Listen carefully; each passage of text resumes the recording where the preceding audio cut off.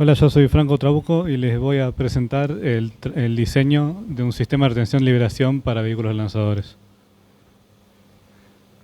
Eh, Primero les voy a explicar un poco qué es este sistema, qué requerimientos tiene, cómo se concibió el mecanismo general, cómo se diseñó y los ensayos requeridos para verificar que cumple con los requerimientos que pedimos. Un sistema de retención-liberación lo que hace es mantener unidas dos partes estructurales de un vehículo, ya puede ser para la separación de etapas, apertura de cofia o separación del satélite. Este caso particular es para la separación de etapas. Estos son componentes críticos, ya que la integridad estructural del vehículo depende de ellos.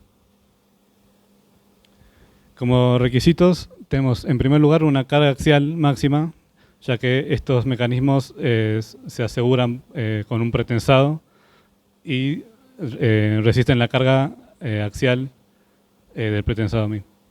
Después tenemos condiciones que dependen del ambiente en el que va a trabajar, que son aceleraciones máximas, vibraciones, el rango de temperaturas que puede ver el vehículo y la presión de vacío.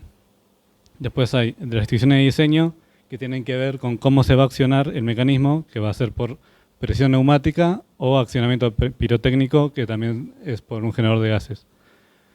Y por último, se decide que la unión mecánica se va a dar mediante bolillas calibradas. El funcionamiento principal del sistema es, se tiene un bastidor que se asegura a una de las etapas y es el que transfiere los esfuerzos a esta etapa y contiene el resto de las partes. El vástago que se fija a la segunda etapa y se tiene la bolilla que es la que va a trabar el sistema y una traba que evita que la bolilla se mueva de forma radial. Para poder liberar este sistema hay que mover la traba sacando esta fuerza de forma que la bolilla se desplace radialmente y permita al vástago moverse en dirección axial. Esta traba está pretensada por un resorte para evitar que las vibraciones o aceleraciones lo accionen de forma accidental. El accionamiento de la traba se va a dar por la presión neumática usando una superficie de la misma como un pistón. Acá se puede ver la superficie inferior se usa como un pistón para impulsar la traba hacia arriba. En este caso no se mueve completamente la traba, sino que hay una cavidad para que la bolilla pueda desplazarse. El bastidor se asegura a una de las etapas por los agujeros en las orejas y la segunda etapa se asegura mediante el tornillo que atraviesa el vástago. Una vez definido el mecanismo, hay que determinar los materiales que se van a usar para la superficie de contacto, ya que para el contacto entre una esfera y un plano, la concentración de tensiones son muy altas, por lo que se necesitan materiales de alta resistencia.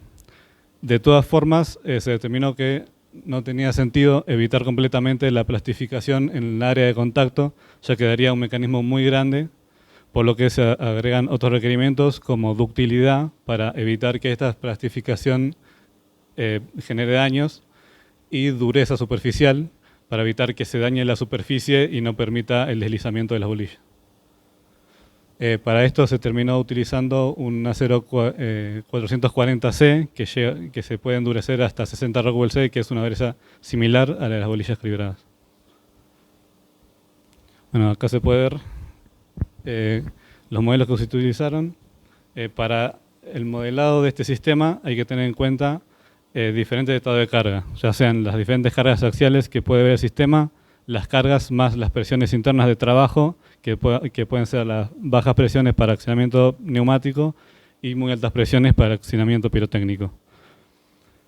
En este caso, el contacto de las bolillas no se modeló porque agrega mucha complejidad al modelado, ralentizándolo mucho y no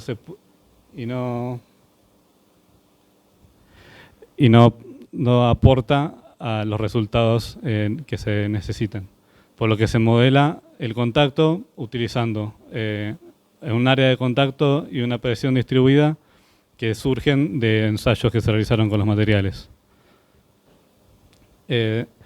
Teniendo estos modelos, se optimizó el sistema y se determinaron los materiales de las zonas que no son las áreas de contacto, donde se utilizaron aluminio como el 7065 y teflón para disminuir el peso del sistema, y se iteró hasta llegar al diseño final con el menor peso posible para este sistema. Bueno, para completar el diseño es necesario verificar que el sistema cumple con los requisitos para los que se diseñó. En primer lugar, hay un ensayo de presión mínima de apertura, que lo que se hace es someter a una carga externa al sistema y aumentar la presión interna hasta llegar al estado de liberación. Esto se repite para varias cargas externas, desde una carga nula hasta la carga máxima del sistema. Luego se hace un ensayo de resistencia a la alta presión, donde se aplica una presión interna equivalente a la que tendría el dispositivo pirotécnico. Este se hace para verificar que el sistema resiste la presión estática. Después se hace el mismo ensayo utilizando el dispositivo pirotécnico para verificar que este también lo resiste.